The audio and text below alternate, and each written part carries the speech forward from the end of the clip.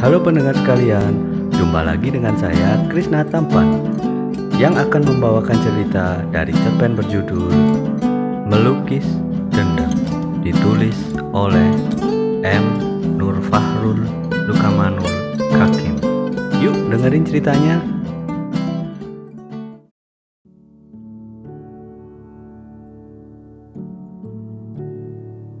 Mungkin benar slogan itu. Orang miskin dilarang sakit. Apalagi sakit kaki gajah. Sudah miskin, kakinya besar dan menjijikkan. Hidup lagi. Duh, Gusti. Setiap hari aku selalu berdoa. Semoga penyakitku ini bisa sembuh. Dan semoga Panuji itu juga terkena penyakit sepertiku ini. Biar dia bisa merasakan betapa menderitanya hidup. Biar mulutnya yang comel itu bisa segera tobat. Kupandangi kakiku yang semakin hari kelihatan semakin menyeramkan dan gendut. Ukurannya sudah membesar 2 kali lipat dari ukuran normalnya. Membuatku semakin tersiksa dan tak percaya diri. Emak menaruh piring berisi makan siangku, ikan teri, sayur kangkung, dan nasi. Namun, aku tak berselera makan. Selalu saja emak begitu sabar menghadapiku. Kadangkala, aku sering membayangkan emak tiba-tiba jadi jahat. Kemudian membunuhku karena aku adalah anak laki satu-satunya. Aku adalah anak lelaki satu-satunya, terlalu menyusahkan dan tidak bisa apa-apa. Aku harap emak membunuhku saat tidur, sehingga aku tidak bisa merasakan tajamnya gigi pisau menggigit dagingku. Lalu, aku akan menyusul bapak di akhirat. Tentu, aku sangat tidak ingin mati disambar petir di sawah seperti bapakku itu. Jangankan ke sawah, ke dapur, atau ke kamar mandi saja aku susah. Namun, malaikat selalu saja ada di sisi emak, sehingga aku masih tetap bernafas dan selalu mendapat curahan kasih sayang emak sepanjang hari. Hanya saja, emak tidak bisa mengobatkanku sampai sembuh karena miskin berhala kertas. Kenapa Tuhan tak menjadikanku gajah sekalian, biar aku bisa mendekam di kebun binatang, jauh dari tatapan emak yang menabung kesusahan dan ketegaran seorang ibu mandraguna. Gajah, jangan kebanyakan melamun, nanti kakimu sembuh loh, ejek Panuji dari pintu rumahku. Kebetulan aku duduk di depan ruang tamu. Geram menyulut emosiku. Segera aku lemparkan piring seng yang masih ada makananku ke arah sosok biadab itu.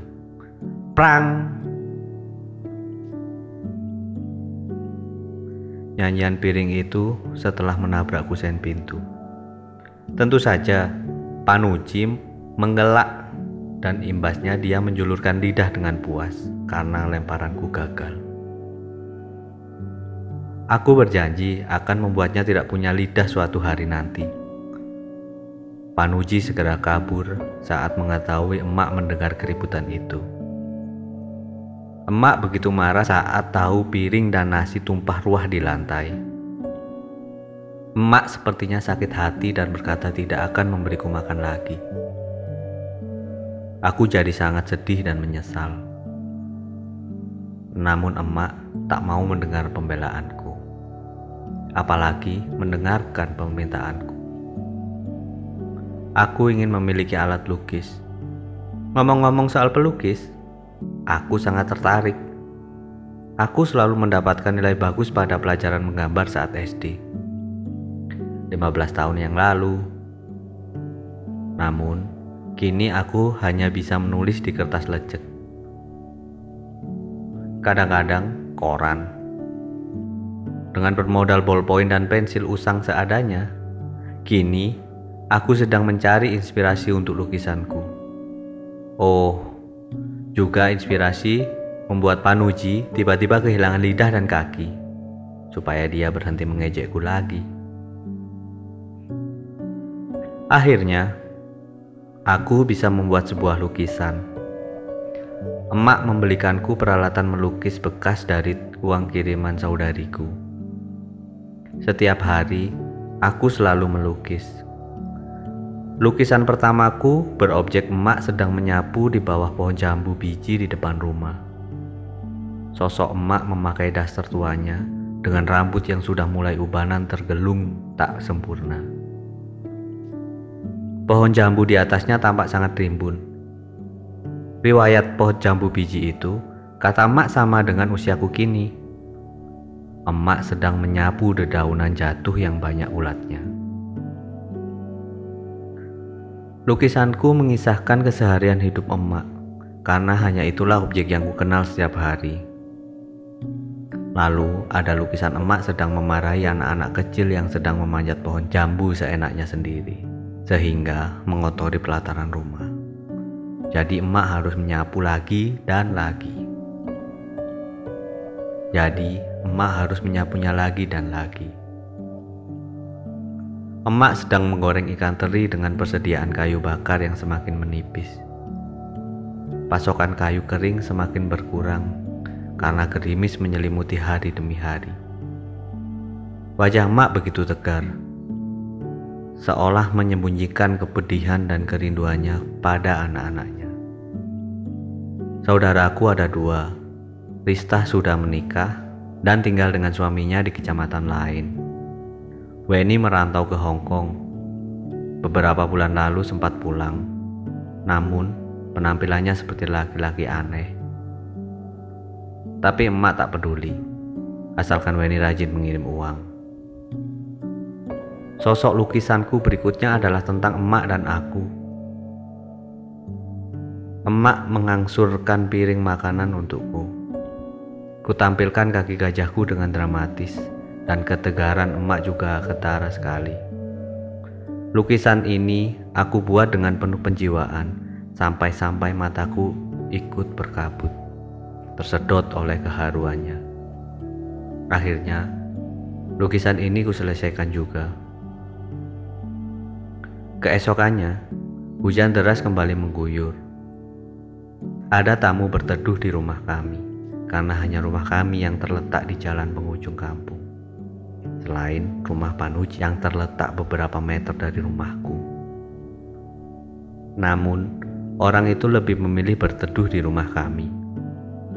Emak menyambutnya dengan ramah, bahkan menyajikan segelas teh. Tamu itu melihat keadaanku sambil senyum prihatin. Dia juga sempat melihat-lihat lukisanku dan berdecak kagum dengan salah satu lukisanku. Katanya penuh penjiwaan. Nama tamu itu adalah Harmawan. Dia adalah wartawan yang sedang berkunjung ke rumah temannya di desa ini dengan mengendarai motor karena mobilnya sedang diperbaiki. Dia tertarik saat lukisanku yang terakhir, lukisan yang mengisahkan aku dan emak sehari-hari. Menurutnya, lukisan itu begitu realis dan melankolis, cocok untuk dipamerkan di galeri seni milik istrinya. Dia menawar lukisan itu dengan harga 1 juta. Emak dan aku begitu bahagia dan langsung mengiyakan. Siapa yang mau menolak rezeki nomplok? Hujan beranjak reda. Pak Harmawan hendak pulang. Dia tak bisa membawa lukisan itu sekarang. Dia memberi uang muka 300.000 rupiah sebagai jaminan. Besok dia akan mengambilnya dengan mobil dan melunasinya. Dia lalu pamit pulang. Seharian, hatiku berpesta pora bahagia. Aku tak bisa makan, minum, tidur, bahkan berkedip karena semua ini sangat indah.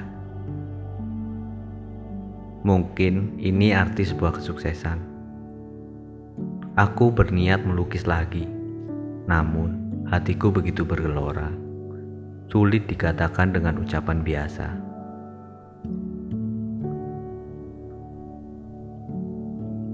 Malamnya, aku ingin memeluk lukisan itu terakhir kalinya, sebelum karyaku itu pindah ke lain tangan.